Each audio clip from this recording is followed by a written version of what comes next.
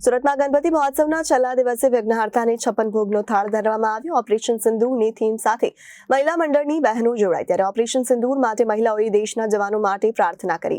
સુરતમાં ગણપતિ મહોત્સવના છેલ્લા દિવસે વિઘ્નહર્તાને 56 ભોગનો થાળ ધરવામાં આવ્યો। ઓપરેશન સિંદૂરની થીમ સાથે મહિલા મંડળની બહેનો જોડાઈ ત્યારે ઓપરેશન સિંદૂર માટે મહિલાઓએ દેશના જવાનો માટે પ્રાર્થના કરી। મહિલા મંડળ સત્સંગ દ્વારા સોસાયટીમાં એકતાનું પ્રતીક દર્શાવાયું। અમરોલીના વિશ્વનગરમાં સોસાયટીના લોકોએ કરી આસ્થાભેર ઉજવણી। 10 દિવસ શ્રીજીની આરતી પૂજા અર્ચના કરાઈ। આજે વિઘ્નહર્તાના ઘર આંગણે કરાશે વિસર્જન। મહિલા મંડળની મહિલાઓ ધૂન કીર્તન અને શ્રીજીની ભક્તિમાં ઝૂમી ઉઠ્યા ત્યારે અમરોલીના વિશ્વનગર ખાતે નયનાબેન હસમુખભાઈ પટેલનું ઘર રંગાયું ગણેશ ભક્તિમાં।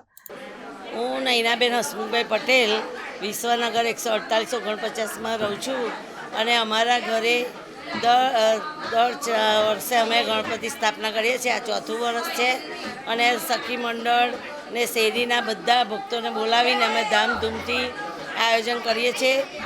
છેલ્લે દિવસે અમે 56 ભોગ ધરાવીએ છીએ અને ખૂબ ભજન કીર્તન કરી અને આનંદ મંગળ કરીએ છીએ। કાલે અમે ગણપતિનું વિસર્જન કરીશું અને દાદાને વિદાય આપીશું।